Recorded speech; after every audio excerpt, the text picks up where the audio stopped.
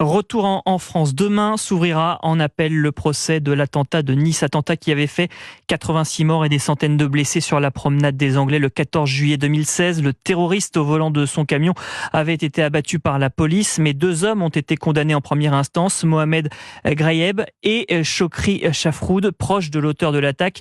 Ils ont écopé de 18 ans de réclusion criminelle. Ils comparaissent de nouveau devant la cour d'assises spéciale cette fois. C'est un document Europe 1 que nous vous proposons à l'aube de ce nouveau procès. Notre correspondant sur la Côte d'Azur, Frédéric Michel, a rencontré Thierry Vimal lors de cette nuit tragique. Il a perdu Ami, sa fille âgée de 12 ans. Il assistera encore au procès qui devrait durer 2 mois. Thierry Vimal, bonjour. Bonjour. Vous êtes le père d'Ami, l'une des 86 victimes de la folie meurtrière d'un terroriste islamiste, Mohamed Lawesh Boulel, qui le 14 juillet 2016, avec un camion, a fauché la vie de dizaines de personnes. Votre fille avait 12 ans. Le procès en appel se tient à partir de ce lundi. 2 proches du terroriste comparaissent, Mohamed Grayeb et Chokri Chafroud. Qu'attendez-vous de ce procès en appel ? Ce procès en appel, j'en attends tout d'abord quelque chose qui n'est pas le sujet central, c'est le débat qu'il va y avoir sur les prélèvements d'organes. Secret, j'ai envie de dire secret, de la médecine légale, voilà, qui a sur 14 corps a prélevé à 14 organes et n'a pas prévenu les familles, et ces organes étaient sous scellés dans l'Institut médico-légal de Nice.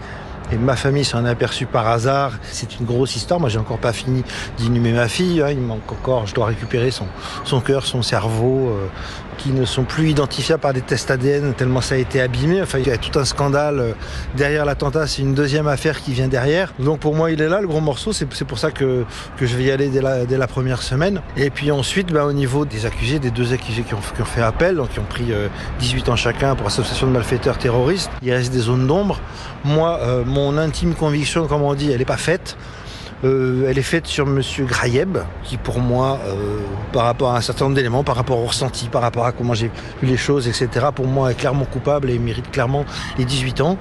Sur M. Chafroud, je suis plus réservé, je ne comprends pas très bien, je crois que c'est quelqu'un pour moi, c'est quelqu'un qui n'est pas très malin. 2 procès très longs, en même pas 2 ans, c'est dur pour les familles. C'est dur, oui, parce qu'on va revoir les accusés, ce qui fait jamais plaisir. On va se rappeler les faits, on va écouter des témoignages, on va livrer le nôtre si on a envie.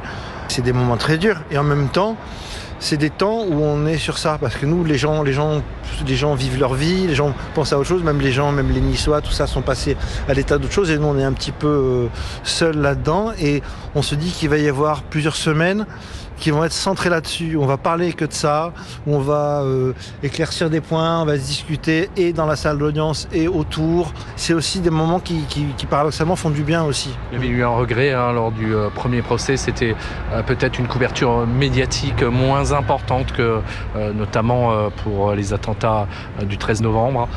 Vous craignez là aussi qu'on en parle beaucoup moins? C'est vrai qu'en première instance, on pensait que vraiment, voilà, il y aurait beaucoup de gens qui viendraient, qui s'y intéresseraient.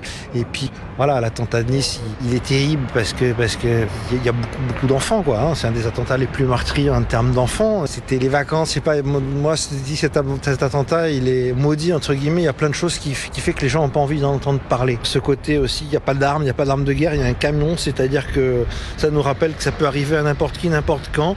Pour moi, il y a un certain nombre de critères qui font que les gens n'aiment pas cet attentat, entre guillemets. Vous avez écrit sur l'affaire plusieurs livres, vous tenez un blog, vous avez perdu votre petite fille, votre fille. Vivre ces procès, c'est lui rendre hommage aussi? Vivre ces procès, c'est rendre hommage, c'est un devoir. On entend tout le monde pour essayer de savoir quelle est la vérité. Moi, ce que je peux faire pour la mémoire de ma fille, c'est suivre ça du plus près pour essayer de comprendre, voilà. Puis comme vous dites, après, de mettre des mots, d'essayer de donner du sens, voilà, d'écrire des chroniques d'audience. Quoi d'autre sinon? What else? Ça apaise, mais ça guérit pas. Non, ça guérit pas, mais ça donne du sens et ça. Et comment dire, je suis pas un cul-de-sac de douleur. C'est plutôt d'essayer de balancer le courage qu'on doit montrer et puis la façon d'essayer de transformer ça et de vivre avec. Et tout n'est pas fini. Thierry Vimal, ce procès en appel ne sera peut-être pas le dernier puisqu'il y a une instruction à Marseille sur la sécurisation de cette soirée tragique. Et ça, pour vous, je crois que c'est très important. L'instruction sur le dispositif de sécurité se faisait à Nice. En fait, ça a été beaucoup d'années où il ne s'est rien passé, où il n'y a pas eu d'audition de témoins, où toutes les demandes d'actes étaient refusées. Enfin, il ne s'est rien passé. s'est rien passé que de temps perdu quand j'y pense. Puis Maître Leroy et d'autres ont réussi à faire requalifier les faits, ce qui a permis en fait de déplacer du coup l'instruction à Marseille. Tout redémarre à zéro. Mais c'est un espoir. Déjà c'est un espoir en la justice, c'est un truc qui me dit bon, la justice quand même peut des fois aller dans le sens des victimes, c'est horrible de dire ça, mais oui c'est un espoir que la lumière soit faite, voilà, que les responsabilités soient établies. Maintenant on va laisser travailler Marseille et puis et centrer sur l'histoire des accusés, de la vérité, de comment, parce que ça reste quand même la question et un mystère, comment s'est goupillé cet attentat, quoi. Qu'est-ce qui s'est passé, comment ça s'est mis en place. Thierry Wehmann, merci. Merci beaucoup, merci à vous.